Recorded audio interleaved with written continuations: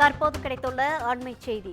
வழக்கிலிருந்து விடுவிப்பதற்காக தேசிய நல்லாசிரியர் விருது பெற்ற ஆசிரியரிடம் 7 லட்சம் லஞ்சம் கேட்ட வழக்கில் மதுரை சிபிஐ அலுவலர் மீது சிபிஐ ஊழல் தடுப்பு பிரிவினர் வழக்கு பதிவு செய்யப்பட்டுள்ளதை அண்மை செய்தியாக பார்த்துக் கொண்டிருக்கிறோம்.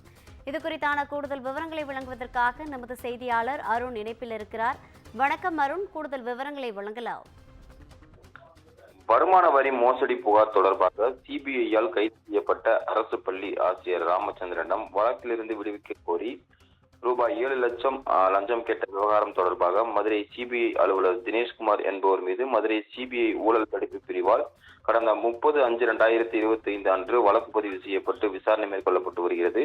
கடந்த 2022ஆம் ஆண்டு குடியரசுத் தலைவரிடம் தேசிய நல்லாசிரியர் விருது பெற்ற ராமநாதபுரம் மாவட்டத்தைச் சேர்ந்த ஆசிரியர் ராமச்சந்திரன் என்பவர் வருமான வரி முறைகேடு தொடர்பாக வழக்கில் ரூபாய் 12 லட்சம் அவரது சகோதரர் பஞ்சாட்சரத்தின் வங்கி கணக்கில் இருந்து பெறப்பட்டதாக குற்றம் சாட்டப்பட்டு கைது செய்யப்பட்டு பின்னர் ஜாமீனில் விடுவிக்கப்பட்டார். இந்த வழக்கிலிருந்து விடுவிப்பதற்காக ராமச்சந்திரனிடம் மதுரை சிபிஐ அலுவலகத்திலிருந்து பணிபுரிந்து வந்த தினேஷ்குமார் என்பவர் சிபிஐ அலுவலர் ரூபாய் 7 லட்சம் லஞ்சம் கேட்டது தொடர்பான வீடியோ கடந்த டிசம்பர் 2023ஆம் ஆண்டு வெளியானது.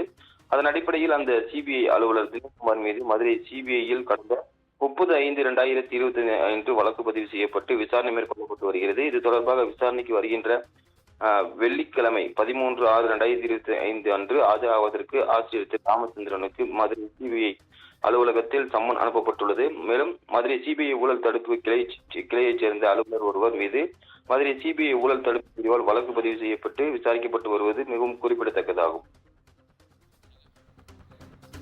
கூடுதல் விவரங்களை வழங்கியமைக்காக நன்றி அருண்.